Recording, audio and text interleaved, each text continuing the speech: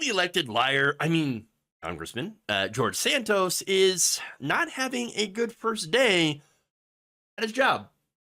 Do you feel like you're qualified to serve in this Congress right now? How do you hope your constituents can trust you, even though that you've misrepresented your biography to them? What's your response to calls for a House ethics investigation by Nick Lota? Do you have any statements about your campaign and how you hope to govern? Do you hope to carry out your full term? Do you have any statements to your constituents? Do you have any statements to your constituents? Santos, you said you're right. Are you copying your position? Are you copying your position, sir?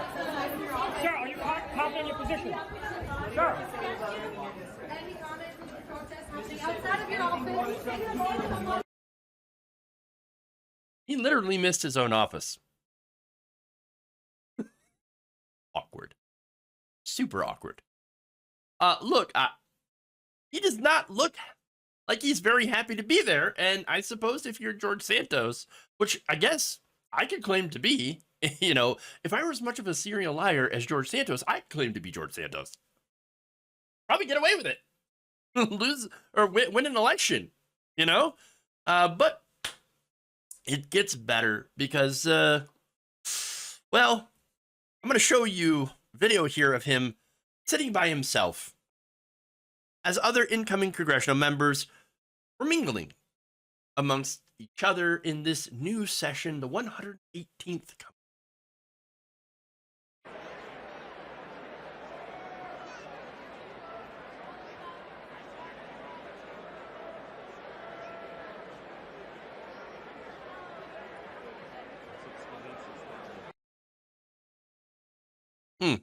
Not much to do there. Not having a lot of fun. Not enjoying himself. Now, you would think that somebody who lies as much as George Santos, if that's his real name, would get along with other members of Congress who are also massive liars, but apparently not. And it doesn't seem to be the fact that he is the new guy either. Because you can understand, first, I don't really know anybody, I just got elected. It's very difficult for me to make friends, because it's my first day. No, according to ABC reporter Ben Siegel, George Santos is sitting by himself in the back of the chamber. He appears to be the only person sitting in silence, not talking to anyone else. One member went over to say hi, Representative Ken Calvert. And as soon as Santos introduced himself, Calvert bolted away.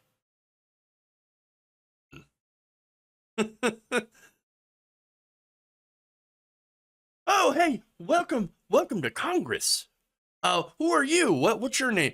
Oh, I'm George Santos. Oh, you're that guy? Oh, no, get away from me. Oh, I'm not interested. I gotta go. I gotta go. No, look.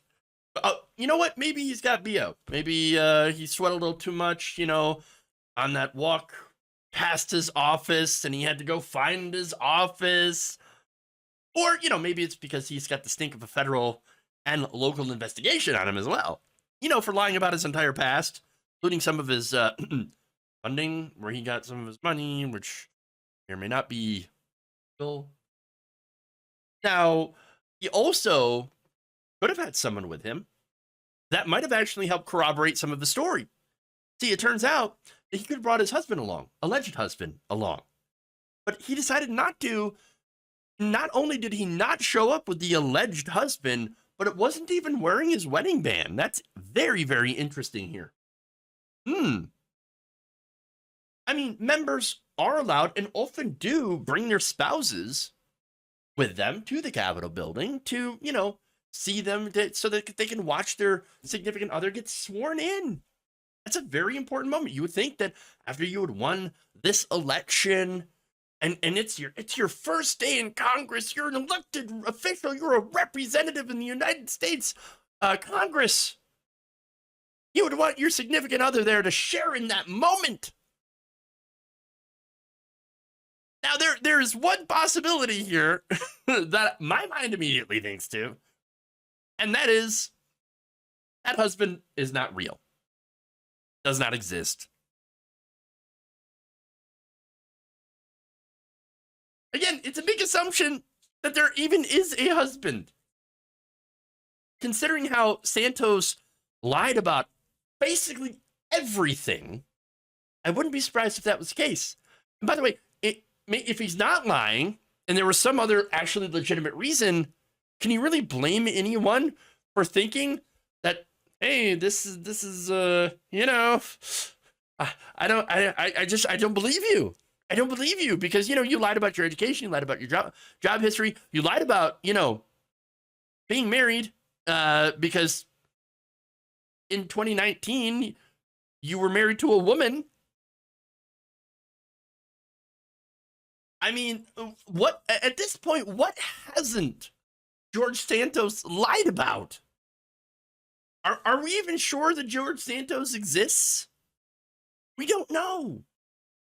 Now, it is funny though, and some people have picked up on this, but it's funny how differently Republicans treat this liar, George Santos, versus someone else who has lied, I would argue, way more than George Santos has.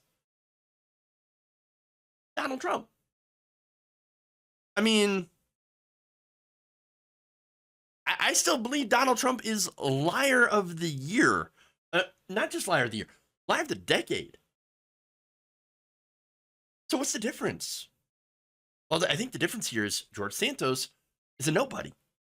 He's a nobody and has no power. Simple as that. Now with Trump allegedly had a lot of money, and he still, most importantly, has some sway in the base. Now, not as much as he used to, and that seems to be rapidly, declining his power. And by the way, you also have a lot of the investigations. You have a lot of these legal troubles that are hounding Trump, and so all that means he's losing his power. But this is power that George Santos never had. And so I would be very surprised if the voters for Santos weren't extremely angry with all the ways that he had misrepresented himself during the campaign. Because understand, there's a difference between lying about your positions, as I would say Republicans and most politicians do. They lie about their positions or lie about what they're able to do when they get into office. That's really standard campaign fare. But George Santos did something different. He lied about who he was.